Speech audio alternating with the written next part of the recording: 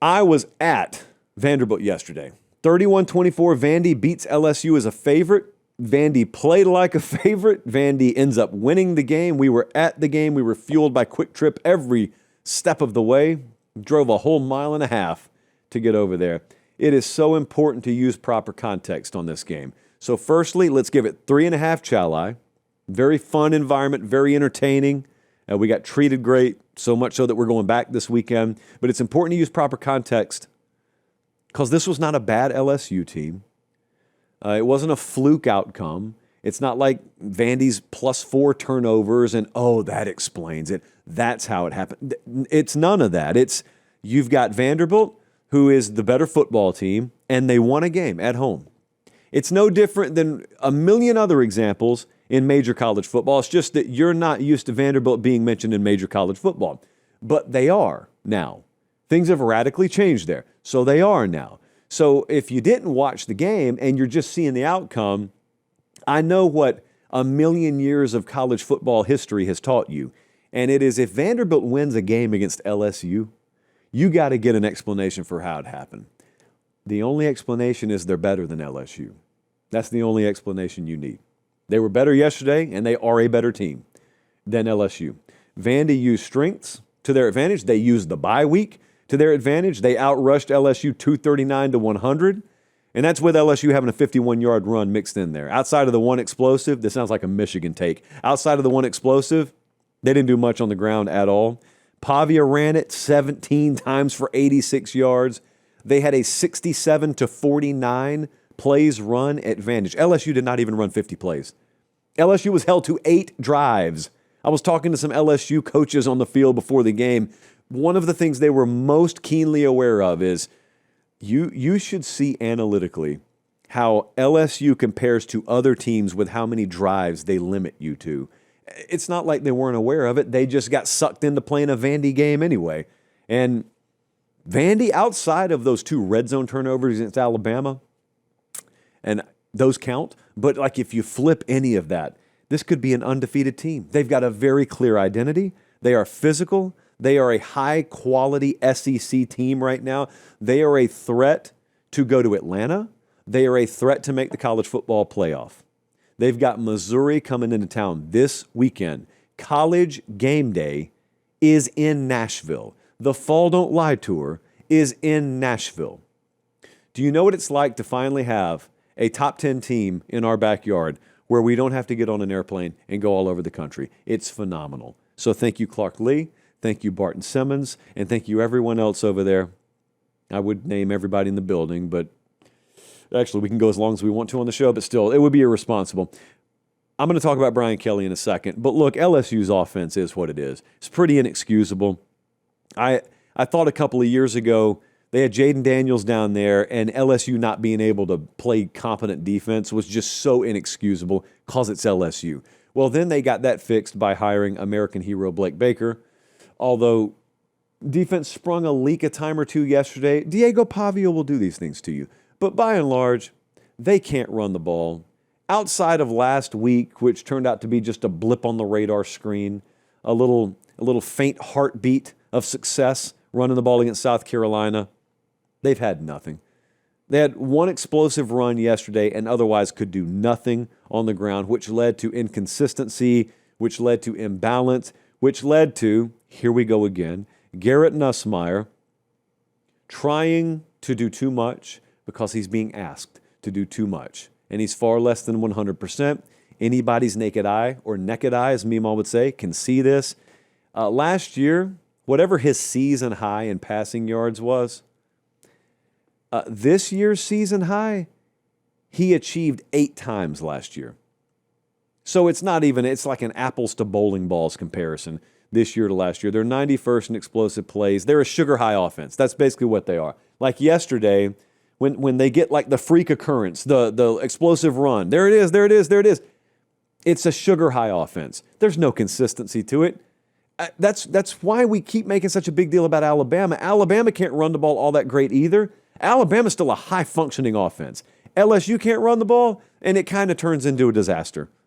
And it did, again, yesterday. Not a disaster to the extent where they didn't have a chance to win, but I mean, think about what we're talking about here now. This is supposed to be a national championship caliber program this year. This team this year was supposed to be an SEC national championship caliber team, and they're having to fight just to stay in it at Vanderbilt.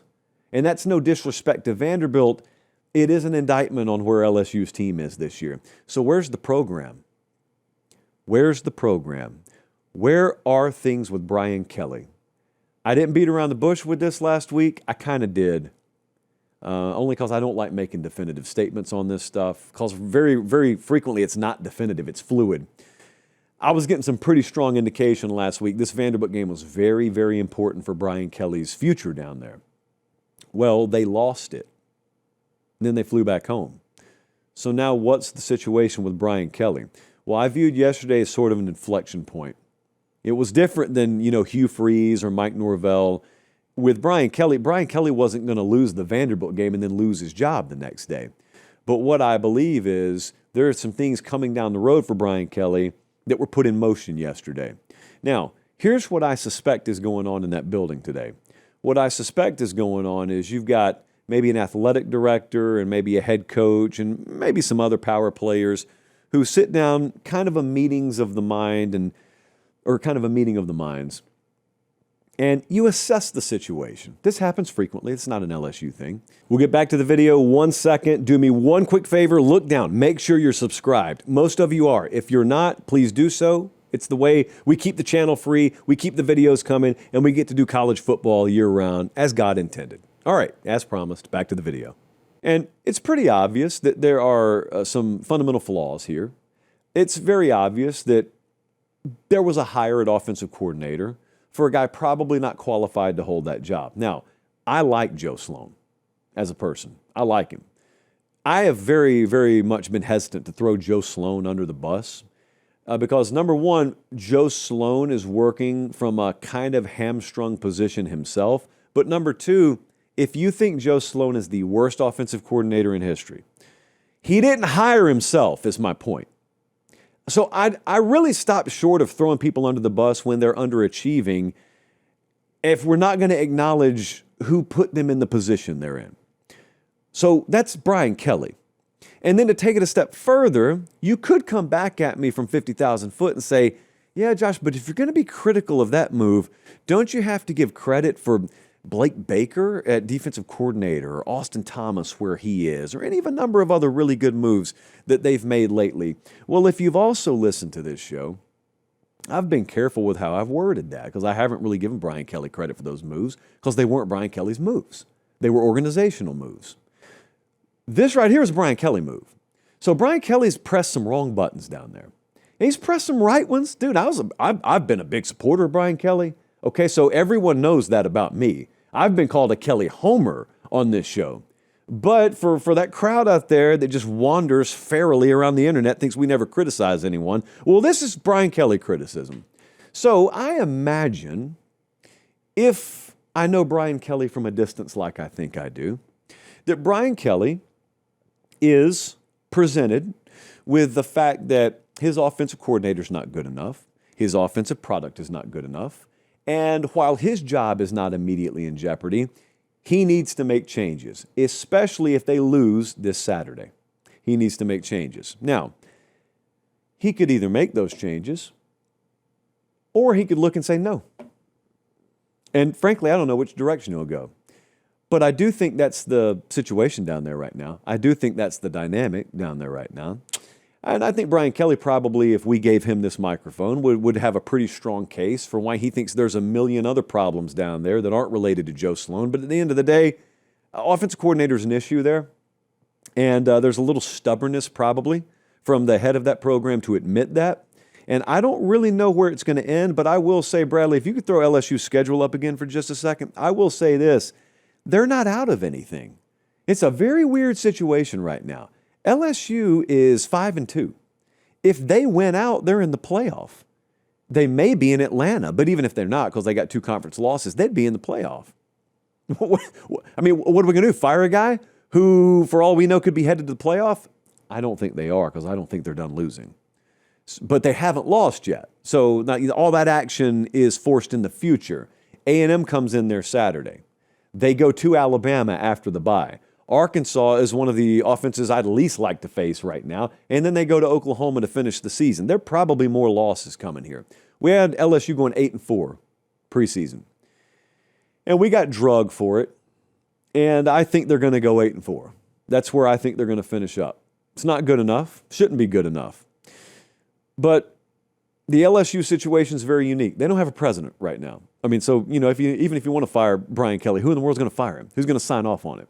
I think they'll have one in there by like mid-November. But, are we really saying, welcome, new president? Pull this lever. Get rid of our head coach. That stuff's easier said than done. However, remember the climate we're in. We're in a climate where we're going to see big-time moves all over the place. Penn State's done it. Florida's done it. They're not the last ones. They're just the latest ones. There is a world where LSU does make this move, but not right now. There need to be more losses. If there are wins instead of losses, it's a moot point. I don't think there will be wins unless there are fundamental changes made about the offensive structure of that team. And I question whether Brian Kelly will be willing to make those moves. Therefore, that's why I think the losses will come. Here's what I think it comes down to. If it comes to that, LSU needs to be aware of what they already have in hand if they make a move. Penn State did not do this. I don't think Penn State had the slightest clue who was available to them before they fired Franklin. They just fired Franklin. LSU needs to be smarter than that. LSU is one of the best jobs in America. LSU, some people would call it the best job in college football. It is a slam dunk top 5 job in college football. And I said it about Florida. I will say it even more emphatically about LSU. I think you'd be fairly shocked, given the right circumstances, as to who would take that job if offered. It's not open right now, and they're 5-2. With their destiny, their playoff destinies in their own hands. But it's very shaky times down in Baton Rouge right now. Candidly, just speaking honestly here, it is good for business at Pate State when LSU wins. LSU is the reason this show exists like it does. I've told the story about 2019 many times. So when it comes time to be critical of LSU, I never shy away from it. And it is for a selfish reason, because I badly want LSU to win, And I will not lie and pretend like everything's okay when it's not. Everything's not okay at LSU. It hasn't been for a while. I question the long-term sustainability. That's what I question.